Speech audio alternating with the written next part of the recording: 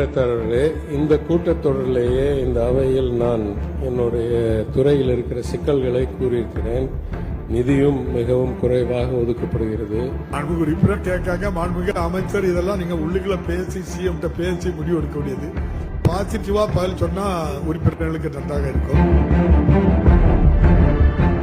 மாண்புமிகு உறுப்பினர் பொன் ஜெயசீலன்.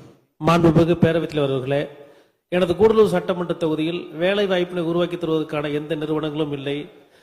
அதற்கு அருகிலேயே 2 மணி நேரத்தில் மைசூர் மற்றும் பெங்களூர் 4 மணி நேரத்தில் சென்றடைய முடியும். எனவே அங்கிருக்கக்கூடியவர்களும் வந்து வேலை செய்யக்கூடிய அளவில் எங்கள் ஊர் இளைஞர்கள் பணி வாய்ப்பு பெறக்கூடிய வகையில் எனது கூடலூர் சட்டமன்ற தொகுதியில் ஒரு சிறு தகவல் தொழில்நுட்ப பூங்காவினை அமைத்து தருவதற்கு அரசு முன்வருமா என்பதை தங்கள் வாயிலாக அறிய விரும்புகின்றேன்.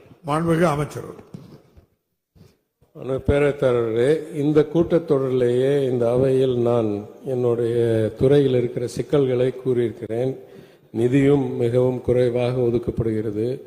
மற்ற மாநிலங்கள் போல் எல்லா தகவல் தொழில்நுட்ப பூங்காக்களும் எங்கள் துறையில் செயல்படுறதில்லை. ஒரு சின்ன பங்கு தான் இந்த எல்கோசஸ் மட்டும்தான் எங்கள் துறையில் செயல்படுது.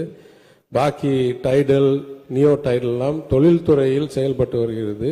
அது அசாதாரணமான சூழ்நிலையாக இருந்தாலும் அதுதான் 20 ஆண்டுகளாக தமிழ்நாட்டில் நடந்து கொண்டிருக்கிறது. எனவே யாரிடம் நிதியும் திறனும் அதிகாரமும் இருக்கோ அவரிடம் கேட்டால் அவர் செய்து கொடுப்பார் என்று நான் கருதுகிறேன். எங்களிடம் இல்லை. அது மாண்புமிகு உறுப்பினர் கேட்காங்க. மாண்புமிகு அமைச்சர் இதெல்லாம் நீங்க உள்ளுக்குள்ள பேசி சிஎம் பேசி முடிவு எடுக்க வேண்டியது.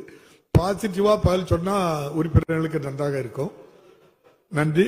மாண்புமிகு உறுப்பினர் ஆர் கணேஷ்.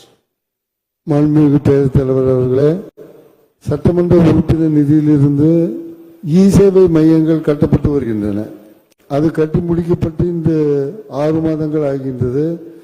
சேவை மையங்களை எப்போது நாங்கள் உபயோகத்திற்கு கொண்டு வருவீர்கள் என்பதை பேரவைத் தலைவர் வாயிலாக அமைச்சர் அவர்களை கேட்ட மறுக்கிறேன்.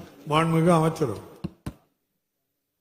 பேரவைத் தலைவர்களே, மூல கேள்விக்கு கொஞ்சம் தூரத்தில் இருக்கிற கேள்வி என்றாலும் இதில் திட்டம் என்னவென்றால் இன்னுமே எங்கள்கிட்ட எதுவுமே பாக்கி இல்லை. முதல் நாங்க ஒவ்வொரு சட்டமன்ற உறுப்பினருக்கும் கலைவாணர் அரங்கத்தில் இருக்கும்போது ஒரு கம்ப்யூட்டரும் அதற்கு அந்த இடத்துக்கு ஏற்ப பெரிய ஃபுல் ஸ்கேல் கம்ப்யூட்டர் வச்சும்போது அன்றைக்கு நான் நிதியமைச்சராக இருக்கும்போது கூறினது, இது இந்த சின்ன அவையில் செட் ஆகாது. எனவே இதெல்லாம் ஒரு சட்டமன்றத்துக்கு அனுப்பி விடணும், அவங்க வச்சுக்கிறதுக்கு சேவைன்னு. அது அனுப்பப்பட்டு 2 வருஷத்துக்கு மேல ஆச்சு.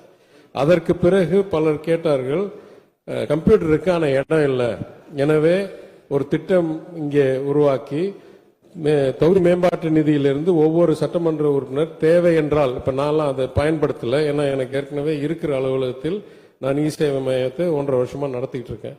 அதனால் ஒவ்வொரு சட்டமன்ற உறுப்பினருக்கும் அந்த கம்ப்யூட்டரும் சரி, அந்த லைசன்ஸும் சரி, சேவை லைசன்ஸும் சரி அன்னைக்கே வழங்கப்பட்டு இன்னைக்கு செயல்பாட்டில் இருக்கிறது. கட்டணம் கட்டி முடிச்சு விட்டால் நீங்க எப்ப வேணாலும் நீங்க திறக்கலாம். அதுக்கு நாங்க எதுவும் இன்னும் செய்ய தேவையில்லை. கம்ப்யூட்டர் என்னைக்கு வந்ததோ அன்னைக்கே உங்களுக்கு அந்த லைசன்ஸ் வந்துருச்சு என்றதை நான் உங்கள் வாயிலாக தெரிவித்துக் கொள்கிறேன்.